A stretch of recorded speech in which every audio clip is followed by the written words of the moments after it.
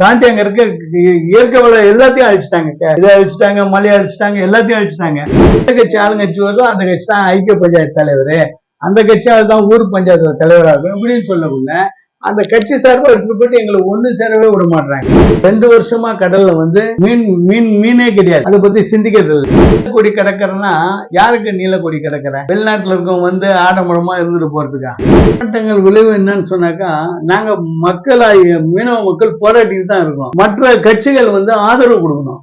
மற்ற கட்சிகள் எதுவும் ஆதரவு தெரிவதில்லை. சேர்றாங்களோ அவங்கள சேர்த்து அவங்கள பழங்குடி பட்டியல், எல்லாரையும் பழங்குடி பட்டியல்ல சேர்க்க விரும்ப மாட்டாங்க.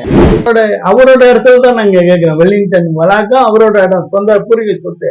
அந்த இடத்துல அவங்க முன்னோர்கள் சமாதியும் இருக்கு. அந்த இடத்துல தான் மணிமண்டபம் கட்டணும்னு சொல்றோம். எங்களுக்கு நிதி இல்லைன்னு சொல்லுங்க, நாங்க நிதி தந்துட்டு போறோம். இல்ல எங்களை கட்டிக்க சொல்லுங்க, பர்மிஷன் கொடுங்க, நாங்க எடுத்து போறோம்.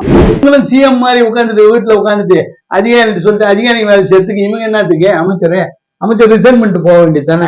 கேள்வி கேட்டாலும் எந்த கேள்விக்கும் அவங்க கிட்ட பதில் கிடையாது. பாப்போம் பண்ணிடுவோம், அவள்தான் முடிஞ்சு போச்சு. மறப்போம் மன்னிப்புன்னு சொல்ற மாதிரி அவங்க பாப்போம் பண்ணிடுவோம். அவள் திட்டம் போட்டு எங்க ஓட்டு வரைக்கும் வாங்கிக்கிறாங்களே தவிர, திட்டம் போட்டு எங்களை அழிக்கிறதுக்கு ஏதாவது ஒரு 4-5 உள்ள வந்து இது வச்சிடுறாங்க.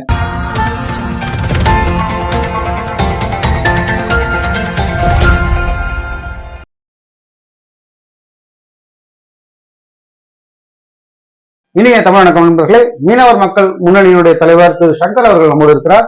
மீனவர்களின் பல்வேறு பிரச்சனைகள் குறித்தும் இன்றைய பல்வேறு அரசியல் சூழல் குறித்தும் பல்வேறு விஷயங்களை நம்மோடு பகிர்ந்து இருக்கிறார். இனிய தமிழகம் சார், மீனவர் மக்கள் முன்னணி மக்களுக்கான போராட்டங்களை முன்னெடுப்பதில் முன்னணியில் இருக்கிறீர்கள். ஆனா இந்த ஹைட்ரோ கார்பன் திட்டங்கள் இன்று மீனவ போராட்டத்தை தாண்டி வந்திருக்கிறது. இன்னைக்கு வந்து சோதனை செய்வதற்கான அனுமதி வழங்கப்பட்டு 200க்கும் மேற்பட்ட கிணறுகள் தோண்டப்படுகிறது. என்ன பண்ணிட்டு இருக்கீங்க? உங்களுடைய போராட்டங்கள் வந்து தோல்வி அடையும். போராட்டங்கள் தோல்வி அடையும்னு சொல்ல முடியாது. பட் அரசாங்கமே அதுல வந்து எல்லாரையும் அரசாங்கம் சொன்ன வாக்குறுதி வேற, வர்றதுக்கு முன்னாடி ஆட்சிக்கு வர்றதுக்கு முன்னாடி சொன்ன வாக்குறுதி வேற, ஆட்சிக்கு வந்த பிறகு அவங்க என்ன பண்றாங்கன்னா அதை பத்தி வாக்குறுதியை பத்தி எதையும் இந்த அரசாங்கம் மதிக்கிறது கிடையாது.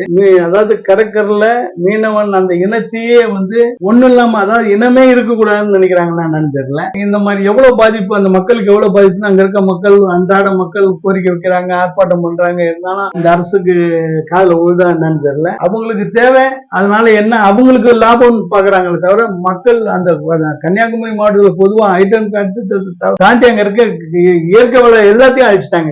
இதை அழிச்சிட்டாங்க, மலையை அழிச்சிட்டாங்க, எல்லாத்தையும் அழிச்சிட்டாங்க. முக்கியமா இப்ப கடல்ல வந்து என்ன அதெல்லாம் அழிச்சிட்டு கடலுக்கு வந்துட்டாங்க. வேற எங்கெங்க இருக்கு? கரையில எங்கெங்க இருக்கு? கிடைக்கிற ஓரத்துல எங்கெங்க இருக்கு?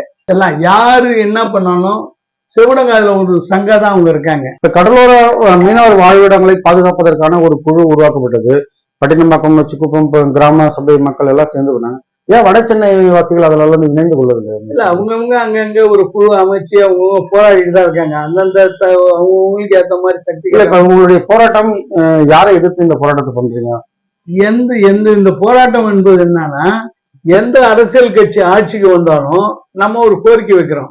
கோரிக்கை வைக்கக்குள்ள இந்த கோரிக்கை அவங்க நிறைவேற்றதில்லை. வர எலெக்ஷன் முன்னாடி நமக்கு கொடுக்குற வாக்குறுதிகள் இந்த ஆட்சியை வந்து நிறைவேற்றதில்லை. இப்போ வந்து அதனாலதான் வந்து நாங்க வந்து அங்கங்க போராட்டம் குழு மாதிரி அமைச்சு பண்ணிட்டு இருக்காங்க. இப்போ கன்னியாகுமரியில அதான் கேட்கிறோம், தனித்தனி தொகுதிகளாக மீனவ மக்களை பொறுத்த வரைக்கும் பெரும்பான்மை மக்கள் ஒன்று சேர முடியாத ஒரு சூழல். அதாவது இங்க இருக்க தொழில் மாதிரி இருக்கும், அப்புறம் கடலூர்ல பாண்டிச்சேரியில தொழில் மாதிரி இருக்கும், கடலூர்ல வேற மாதிரி இருக்கும், நாகப்பட்டினத்துல வேற மாதிரி இருக்கும், கன்னியாகுமரி ஊர் சார்ந்த பிரச்சனைகள்ல தனித்தனியா போராடுற பிரச்சனை. இப்ப கடலோர வாழ்விடங்களை அந்த மண்டலங்களை பாதுகாப்பது அப்படின்றது ஒட்டுமொத்த மீனவ கிராமங்கள், இன்னும் சொல்ல போனா தமிழ்நாட்டை தாண்டி ஆந்திரா வங்காளம் அந்த பகுதிகள் எல்லா மீனவர்களும் ஒரே கோரிக்கை தான். அப்ப இது ஒரு கூட்டுக்குழுவாக நீங்களே இணைய மாட்டீங்க? எல்லாம் கூட்டுக்குழுவா இணையிற ஒரு சாத்தியக்குழு வந்தா இன்றைக்கு இருக்க அரசியல்வாதிங்க வந்து நம்மளை வந்து சேர விட மாட்டாங்க. ஏன்னா எல்லாம் மீனவ கடற்கரையில் இருக்க மீனவம் அத்தனை பேரும் ஏதோ ஒரு 5% தான் நல்லா ஓரளவுக்கு இருக்காங்க. மற்றவெல்லாம் சிரமத்தில் தான் இருக்காங்க எல்லாரும்.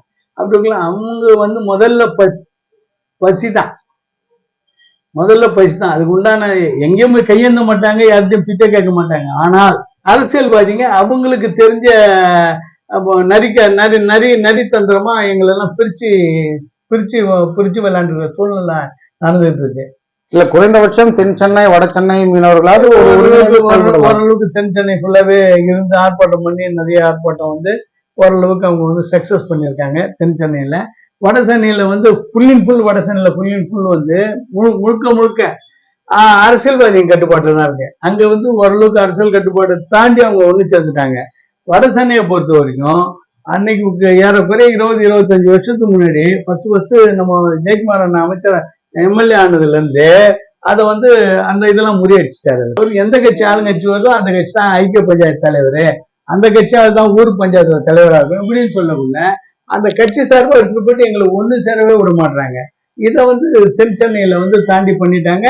மற்றபடி கன்னியாகுமரி, குளச்சல், அந்த கன்னியாகுமரி நாகர்கோவில் டிஸ்ட்ரிக்ட்லாம் வந்து ஓரளவுக்கு அவங்க பண்ணிட்டு இருக்காங்க. அவங்க வந்து எல்லாமே ஓரளவுக்கு படித்த மக்கள். தென் சென்னை, கன்னியாகுமரி, நாகர்கோவில்லாம் படிச்சுட்டு வேற வேலைக்கு போனவங்க, கடல் தொழில் விட்டு வேற வேலைக்கு போனவங்க நிறைய இருக்காங்க. கடல் தொழில் பண்றவங்களும் நிறைய பேர் இருக்காங்க. நிறைய கடல் தொழில்லாம் அங்க நல்லாவும் பண்ணிட்டு இருக்காங்க, நிறைய இருக்காங்க. ஓரளவுக்கு அங்கெல்லாம் வந்து சிந்திக்கிற நேரம் இருக்கும். இங்கே நமக்கெல்லாம் சிந்திக்கிற நேரம் இல்லை. ஏன்னா இந்த பக்கத்துல வந்து எல்லாமே தட்டுப்பாடு, கடல்ல ஒண்ணுமே இருக்காது. இந்த 2 வருஷமா கடல்ல வந்து மீனே கிடையாது. அதை பத்தி சிந்திக்கிறது இல்லை. ஏன் மீன் கிடையாதுன்னு சொன்னாக்கா, இங்க வந்து அத்தனை ஃபேக்டரி கழிவு, வேற புது இதுல வந்து நம்ம உப்பு தண்ணி நல்ல தண்ணி ஆக்குறது அதெல்லாம் போச்சுனாலே கடல்ல ஒண்ணும் இருக்காது. அதுக்கு வேண்டியதெல்லாம் இவங்கெல்லாம் இதெல்லாம் செய்ய.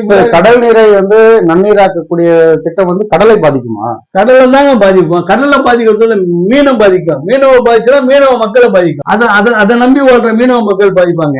கடல்ல வந்து இவ்வளவுதான் உப்பு இருக்கணும், அந்த இடத்துல உப்பு இவ்வளவு இருந்தா தான் மீன் இருக்கும்னு அர்த்தம். இவங்க இருக்கிற அத்தனை உப்பையும் ஒரு நம்ம வீட்லயே நம்மளே ஒரு ஸ்பூன் போட்டு சாப்பிடணும். உப்புனா வேற, அதுல 10 ஸ்பூன் போட்டு சாப்பிடணும்னா அது மாதிரி மீனுக்கு எல்லாம் ஒண்ணு தானே. மீன் கடல்ல உப்பு தண்ணில வாழ்ந்தாலும் அந்தந்த இந்த தண்ணிக்கு ஏற்ற மாதிரி தான் இங்க மீன் இருக்கணும்னு இருக்கும். இதுக்கு இல்லைன்னு சொன்னாக்கா மீன் அங்க இருந்து வந்து இதாகி போயிடும், வெளியே போயிடும், வேற இடத்துக்கு போயிடும், மாட்டு இடத்து தேடி போயிடும். எங்க நல்லா இருக்கு அங்க போயிடும். இப்ப ப்ளூ பிளாக் பீச் மெரினா அதை நீங்க வரவேற்கிறதா எதிர்க்கிறீங்களா? நீங்க வந்து ஒரு நீல புரட்சின்னு அவங்க சொல்றாங்க, நீலக்கொடின்னு சொல்றாங்க. நீலப்புரட்சியில சாரி நீலக்கொடின்றாங்க. நீலக்கொடி கிடக்கிறன்னா யாருக்கு நீலக்கொடி கிடக்கிற? வெளிநாட்டுல இருக்கவங்க வந்து ஆடம்பரமா இருந்துட்டு போறதுக்கா? இங்க இருக்கும் அதுதான் வாழ்வாதாரம். எங்களுக்கு கடற்கரை தான் வாழ்வாதாரம். கடலும் கடற்கரையும் மீனவனுக்கே சொந்தம்னு சொல்லிட்டு இப்ப இருக்க திராவிட முன்னேற்ற கழகத்தை கட்சியை உருவாக்கி ஒருவரான ஜீவரத்னம் ஐயா ஜீவரத்னம் அவர்கள் சொன்னதுதான் அந்த வார்த்தை. கடலும் கடற்கரையும் மீனவனுக்கேன்னு சொன்னது அவர் தான். திராவிட முன்னேற்ற கழகத்தை உருவாக்குவதாக ராபின்சன் பார்க்கில் அவர் தான் முதல்ல நின்று அவங்களால எங்கெங்கயோ கூட்டம் நடத்த முடியல. அப்போ எவ்வளவு பெரிய டானா இருந்தாலும், கலைஞரா இருந்தாலும் சரி, பேரஞ்சு அண்ணாவா இருந்தாலும் சரி, இவர் தான் அதை உருவாக்கின. அவருக்கே நீங்க மதிப்பு இல்ல. அந்த கேள்விதான். இப்ப எதிர் வருகின்ற நவம்பர் 11 115வது பிறந்தநாள் அவருடைய பிறந்தநாள். ஆனா அவருடைய திராவிட முன்னேற்ற கழகத்தின் ஒரு மூத்த தலைவர், கழகத்தை உருவாக்குவதில் முக்கிய பங்காற்றியவர். அவருடைய நினைவுகளை ஒரு பெரிய அளவுல விழாவா கொண்டாடுவதற்கு திராவிட முன்னேற்ற கழகம் மீன் மறந்து போகும். அது வந்து மீனவர், அதாவது நம்ம ஒரு ஐயா ஜீவரத்னம் ஐயா இருக்காரு. அவர் வந்து அவருக்கும் அப்போ இருந்த புத்தகத்தில் வந்தது எங்க தகப்பனார் சொன்னது. ஏன்னா அந்த காலத்துல ஜீவரத்னம் ஐயா கூட தான் இருந்தாங்க. அப்புறம் தான் வந்து திமுக இருந்து அப்புறம் தான் காங்கிரஸ்ல போனாங்க. அப்ப திராவிட முன்னேற்ற கழகத்துல இவருக்கு வந்து கலைஞருக்கும் இவருக்கும் ஒரு மோதல் இருந்து, அதாவது வேறு கருத்து வேறுபாடு இருந்து, அதன் காரணமாக கலைஞர் வந்து இவரை வந்து ஓரளவுக்கு மதிக்கல. என்ன மதிக்கலன்ற ஒரு காரணத்தை விட இவர் சார்ந்த இனத்தையே அவர் மதிக்கல. கலைஞர் இவர் சார்ந்த இனத்தையே மதிக்கல. ஏதோ ஒரு சில நேரத்துல இது பண்ணாரு, அது பண்ணாரு, மீனவருக்கு பண்ணான்னு சொல்லுவாங்க. அது அந்த சூழல் பண்ண வச்சுது. மற்றபடி எல்லாத்துக்கும் நேரடியா போய் பண்றாருல, இது பண்ண அது பண்ண, அந்த மாதிரி மீனவனுக்கு பண்ணதே கிடையாது. கலைஞரை பொறுத்தவரைக்கும் பண்ணது கிடையாது. இலங்கை இந்திய மீனவர்களுடைய பிரச்சனையில அந்த விஷயங்களை பேசி தீர்ப்பதற்கு ஒரு கூட்டுக்குழு இருந்தது அப்படின்னு சொல்லுவாங்க. இப்ப அந்த குழு இருக்கிறதா, அது ஏதாவது செயல்படுகிறதா?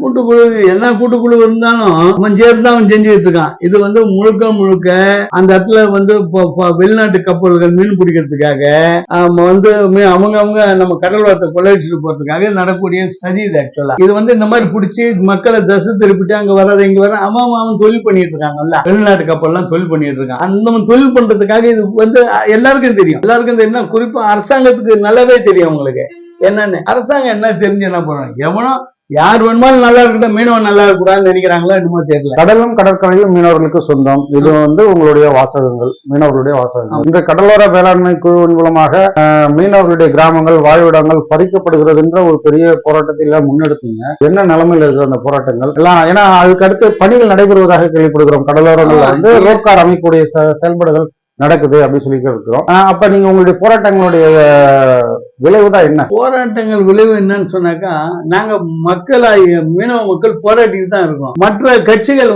ஆதரவு கொடுக்கணும். மற்ற கட்சிகள் எதுவும் ஆதரவு தெரிவதில்லை. எலெக்ஷன் நேரத்துல ஓட்டுக்குன்னா ஓட்டு வாங்கறதுக்கு வரைக்கும் எல்லா கட்சியும் வர, நான் உங்களுக்காக இருக்கேன், நாங்க தான் அதை பண்றோம் இது பண்றோம்னாங்க. இதே இந்த திராவிட முன்னேற்ற கழகம் வரதுக்கு முன்னாடி எல்லாம் எங்ககிட்ட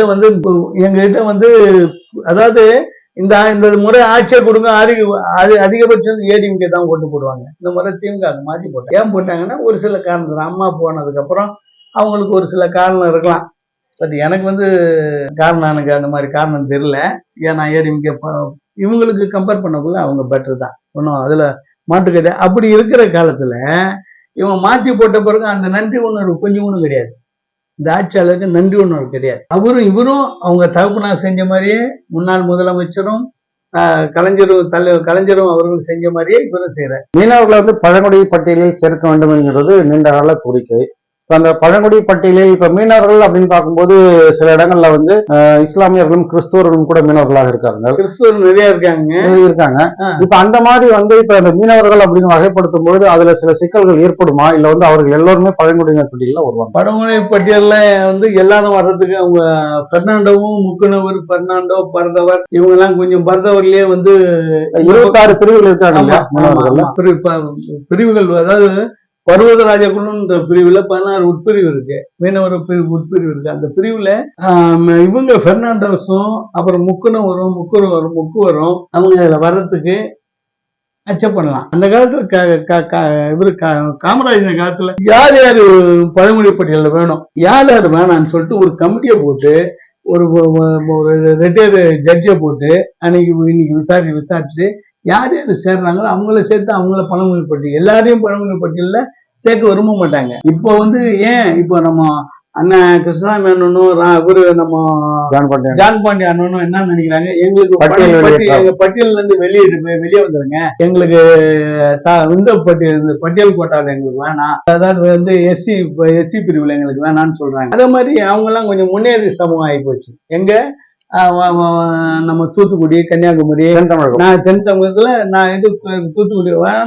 நாகப்பட்டினத்துலாம் காரைக்கால் நாகப்பட்டினம் பழங்குடியினர் வேணும்ன்றாங்க. எங்க வேணும் எங்க வேணும்னு ஒரு இது போட்டு அவங்க ஏன் வேணும்னு கேட்கிற இடத்துல போட்டுக்க வேண்டியதான். அதாவது அவங்க கிறிஸ்டின், அந்த முக்குவரும் பன்னெண்டவும் கிறிஸ்டின்ஸ், அவங்க எல்லாமே மேல போயிட்டாங்க. எஜுகேஷன் வாய்ஸ் எல்லாத்துலயும் வேலை வாய்ப்பு எல்லாத்துலயும் மேல போயிட்டாங்க.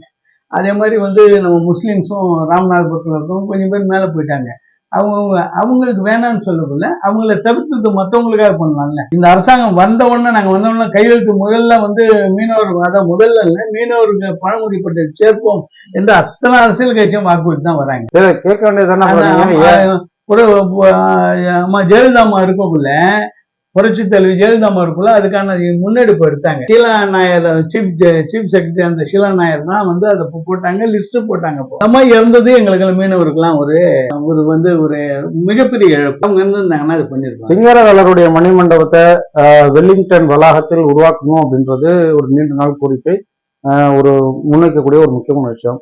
அது தொடர்பான எந்த விதமான நடவடிக்கையும் தமிழக அரசு மேற்கொள்ளவில்லை அப்படின்றது வருத்தத்தை ஏற்படுத்துகிறதா? இல்ல இந்த விஷயத்தை எப்படி அவருடைய பிறந்த நாள் அல்லது நினைவு நாள் வரும்போது மட்டும் இந்த கோரிக்கைகள் வலுப்படும், மற்ற நாட்கள் அப்படி கடந்து போயிருவீங்களா? இல்ல, அவங்கள பொறுத்த வரைக்கும், அதாவது இந்த ஆட்சியாளரை பொறுத்த வரைக்கும் அவங்களுக்கு எந்த பக்கம் ஓட்டு வரும் அந்த பக்கத்துல அவங்க மணிமண்டபம் கட்டிடுறாங்க. இவருக்கு ஏன் மணிமண்டபம் கட்டணும்னா, இவர் அவங்களுக்கு மற்றவங்களுக்கு மணிமண்டபம் கட்டுறதுக்கு நான் குறை சொல்லல.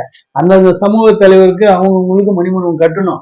கட்டினாதான் நமக்கு நிலையில் நிற்பாங்க. அந்த காலத்துல நமக்காக தியாகம் பண்ணவங்க எல்லாம். அந்த மாதிரி சிங்காரவேலர் உலகத் தலைவர். அவர் தமிழ்நாட்டு தலைவரோ, இந்தியாவுக்கு உலகத் தலைவர். உலகத்துல யாரை கேட்டாலும் சிங்காரவேலர் சொல்லக்கூடியவர். அவரோட இடத்துல தான் நாங்க கேட்கிறோம். வெல்லிங்டன் வளாகம் அவரோட இடம், சொந்த பூர்வீக சொத்து. அந்த இடத்துல அவங்க முன்னோர்கள் சமாதியும் இருக்கு. அந்த இடத்துலதான் மணிமண்டபம் கட்டணும்னு சொல்றோம். இங்க கட்டினாங்க. அவர் அண்ணன் ஜெயக்குமார் அண்ணனுக்குள்ள இங்க கட்டி கொடுத்தாரு. அதே ஒரு தவறு. அவர் அவர் வந்து பவருக்கும் எங்கேயோ போயிருக்கலாம், அவரு என்னவோ பண்ணிருக்கலாம், அது ஏன் அப்படின்னு தெரியல. இருந்தாலும் வந்து ஏதோ இங்க கட்டினாரு, அது வரைக்கும் கொஞ்சம் திருப்தி தான். அதை வந்து அங்க கட்டினா இன்னும் சந்தோஷமா இருக்கும். இவங்க வந்து அவங்களோட தகுப்பனாருக்காக ஒரு இங்க இருக்க நம்ம பஸ் ஸ்டாண்ட் அங்க மாத்தி பேர் வைக்கிறதுல இருக்காங்களே தவிர, அதுல இருந்து அது அந்த இது வந்து 1% எடுத்து நம்ம மணிமண்டபம் கட்டியிருக்கலாம். 1% அரசாங்கம் இல்ல, உங்களால முடியலன்னா எங்கிட்ட சொல்லுங்க, மீனவ மக்கள் சொல்லுங்க, உங்க தலைவருக்கு மணிமண்டபம் கட்டுறோம், அதுக்கு எங்களுக்கு நிதி இல்லைன்னு சொல்லுங்க, நாங்க நிதி தந்துட்டு போறோம். இல்ல எங்களை கட்டிக்க சொல்லுங்க, பர்மிஷன் கொடுங்க, நாங்க எடுத்து போறோம். மீன்வளத்துறை மூலமாக மக்களின், அதாவது மீனவ பெண்கள் இளைஞர்களுடைய வளர்ச்சிக்கு செயல்படுத்தப்படும் பல்வேறு திட்டங்கள் அவர்களை சென்றடைவதில்லை. இன்னும் சொல்லணும்னா சென்னையை தாண்டி பல மாவட்டங்கள்ல அப்படி ஒரு திட்டங்கள் இருப்பதே தெரியல அப்படின்ற குற்றச்சாட்டு வைக்கப்படுகிறது. நீங்க இந்த விஷயங்களை தொடர்ந்து கண்காணித்து வருகிறீர்கள், இது எப்படி இன்னும் பாக்குறீங்க? இது வந்து மீனவர்களுக்கான திட்டங்களை வந்து வெளியிடுறது இல்லை. முதல்ல அதிகாரிங்க பண்ண வேண்டிய வேலை அதிகாரிங்க பண்றதில்ல. துறை ரீதியாக அமைச்சர் வந்து சமூக அமைச்சராக இருந்தா அதுக்கு தெரிஞ்சிருக்கும் கொஞ்சமாவது. சமூக அமைச்சரும் கிடையாது, அவருக்கும் மீனவருக்கும் சம்மந்தம் இல்லாத அமைச்சர் இருக்காரு. இன்னைக்கு அவர் ஆரம்ப காலத்துல பதிவேற்றல இருந்து இன்னை வரைக்கும் சொல்லிட்டு இருக்கோம், பதிவே முடியும். இன்னும் அவருக்கு எத்தனை கிடைக்கல, எந்தெந்த ஊர்ல என்னென்ன மீனவர் பத்தி என்ன இருக்குன்னு அவருக்கு தெரியாது. இந்த திட்டமா தெரிய போகுது. இப்ப இந்த தூத்துக்குடியில தூண்டில் பாலம் பிரச்சனை இருக்கிறது, அது மாதிரி கடலூர் பகுதிகளில் சில பிரச்சனைகள் இருக்குது. ஒவ்வொரு மாவட்ட பகுதிகளிலும் மீனவர்களுக்கான தீர்க்கப்படக்கூடிய பிரச்சனைகள் இருந்தாலும் அதை தீர்க்காமலேயே நிர்வாகம் அப்படி இருக்கு. மீன்வளத்துறை நிர்வாகம் அல்லது அரசு அது எதனால அப்படி இருக்காங்கன்னு நினைக்கிறீங்க? உள்ள உங்ககிட்ட அதுக்கு எதிர்வினையாற்றக்கூடிய அளவுக்கு நீங்க இல்லைன்னு எதிர்வினையாற்றக்கூடிய நிலைமைக்கு இல்லைன்னு, அதாவது இவங்க எதனால இவங்க அமைச்சரா இருக்காங்க? மக்களுக்கு அதான் அமைச்சரா இருக்காங்க. துறை என்ன துறை? மீனவத்துறை. மீனவத்துறைனா மீனவ வாழ்விடங்கள், வாழ்வாதாரத்தை பத்தி உங்களுக்கு அக்கறை இருக்கணும். மீனவ வாழ்விடங்களை அழிக்கக்கூடிய ஒரு இதுல சைன் பண்ணிட்டு ஒண்ணு அந்த கடற்கரைல மெரினா கடற்கரைல ரோப் கார்ன்றாங்க. இதெல்லாம் என்னத்துக்கு ரோப் காரு? இதையே அவங்க பாக்குறது கிடையாது. அமைச்சரா அவங்க எல்லாரையும் கூப்பிட்டு விசாரிச்சுட்டு இது வைக்கலாமா, இது வைக்க வேணாமா, இது பண்ணுமான்னு இவர் தான் சொல்லி சிஎம்க்கு சொல்லணும். சிஎம் எல்லாத்தையும் பார்த்துட்டு இருக்க முடியாது, நம்ம சிஎம் எல்லாத்தையும் பார்த்துருக்க முடியாது. ஒரு துறையில என்னென்ன இருக்குன்னு இவங்களை அதுக்குதான் இவங்கள போடுறது. இவங்களும் சிஎம் மாதிரி உட்காந்துட்டு வீட்டுல உட்காந்துட்டு அதிகாரிட்டு சொல்லிட்டு அதிகாரி வேலை செய்யறதுக்கு இவங்க என்னத்துக்கு அமைச்சர் ரிசைன் பண்ணிட்டு போக வேண்டியது தானே. என்னத்துக்கு அமைச்சர் என்னத்துக்கு இருக்காருன்னு சொன்னா, இதுக்கு முன்னாடி ஒரு அமைச்சர் இருந்தாரு, நோட்டு மதிப்பு செய்யக்குள்ள. அப்ப என்ன ஆகி போச்சுன்னா, அமைச்சரு அவங்க கிட்ட இருந்த அத்தனை பணத்தையும், அத்தனை செல்லாத நோட்டுகளை இங்க இருக்க ஒரு ஆள் வந்து இன்னைக்கு வந்து ஜெகன் ஒரு ஆள் இருக்காருங்க, அவர் தான் முனப்பொழியா இருக்காரு. அவர் என்ன பண்றாரு, அவர்கிட்ட எல்லா போட்டு ஒண்ணும் குறைஞ்சபட்சம் 90% போட்டு ஒண்ணும் கொத்தரிமா ஆயிட்டாங்க. ஏன்னு சொன்னாக்கா, செல்லாத நோட்டுகளை இருந்தப்போ அவர் வந்து அத்தனை நோட்டுகளையும் அதாவது நோட்டா கொடுத்து அது வரைக்கும் அக்கௌண்ட்ல போட்டு அனுப்பிச்சிருப்பார், பணம் வாங்கினா கொண்டா. இப்ப செல்லாத நோட்டு, அந்த நேரத்துல செல்லாத நோட்டுன்னு சொன்ன அனௌன்ஸ்மெண்ட் காலத்துல இவர் 2000 நோட்டா இருக்கட்டும், 1000 ரூபாய் நோட்டா இருக்கட்டும், 500 ரூபாய் நோட்டா இருக்கட்டும், அத்தனை நோட்டும் ஒரு சில வதந்திகள் வந்தப்போ இவ்வளவு நோட்டு இவர் பணமா, இவருது இல்ல, அன்னைக்கு இருந்து மீன்வளத்துறை அமைச்சருது அப்படி கடலூர்ல பேசிக்கிட்டாங்க. எது உண்மை எது பொய்ன்னு நமக்கு தெரியாது. விசாரிக்க வேண்டியது யார் கடமை? இது வந்து சொன்னோன்னு இது விசாரிக்க வேண்டியது நம்ம போலீஸ் துறையும் அல்லது இன்கம் டாக்ஸ் துறையும் அல்லது சிபிஐயும் விசாரிக்கணும். ஏன்னு சொன்னா இது வந்து இந்தியாவோட பொருளாதாரத்தை அழிக்கக்கூடிய திட்டம். நரேந்திர மோடிஜி என்ன இருந்தார், நம்ம பிரதமர் நரேந்திர மோடி என்ன, இதெல்லாம் கள்ள பணம், இதை அழிச்சிட்டாக்க நல்ல பணம் அவர் சொன்னார். அந்த மாதிரி இது கடலூர்ல கண்கூடா லட்சக்கணக்கில் பேர், ஒரு லட்சக்கணக்கு வந்து இதா வச்சிருக்காரு, எல்லாரையும் கொத்தடிமா வச்சிருக்காரு, பணத்தை கொடுத்துட்டு. இன்னைக்கு அவனை மீறிட்டு ஒண்ணும் அவரை மீறிட்டு ஒண்ணும் பண்ண முடியாத சூழல் இருக்கு. இன்னி வரைக்கும் பலமுறை தகவல் வெளியில சொல்லியாச்சு போயாச்சு, இன்னி வரைக்கும் வந்து ஒரு ஆக்ஷன் எடுக்கல. ஏன்னு சொன்னா எந்த அரசாங்கம் வந்தாலும் அவருக்கு அவரோட எடுபடி ஆகி போகுது. பழைய அமைச்சராக இருக்கட்டும், இவர் ஜெகன் சொல்றதுதான் எடுபடி, இப்ப இருக்க அமைச்சராக இருக்கட்டும் இப்படிதான் எடுபடின்னு சொல்ற வார்த்தை தவறா நினைக்காதீங்க. இவர் சொல்றது அவங்க கேட்கிறாங்க, அதான் அந்த அர்த்தத்தை நான் சொன்னேன். இப்ப இன்றைய அரசியல் சூழல்ல மீனவ மக்கள் முன்னணி வந்து எந்த அணியை நோக்கி செல்ல இருக்கிறீர்கள்? அதற்கான பேச்சுவார்த்தைகள் ஏதாவது இருக்கிறதா?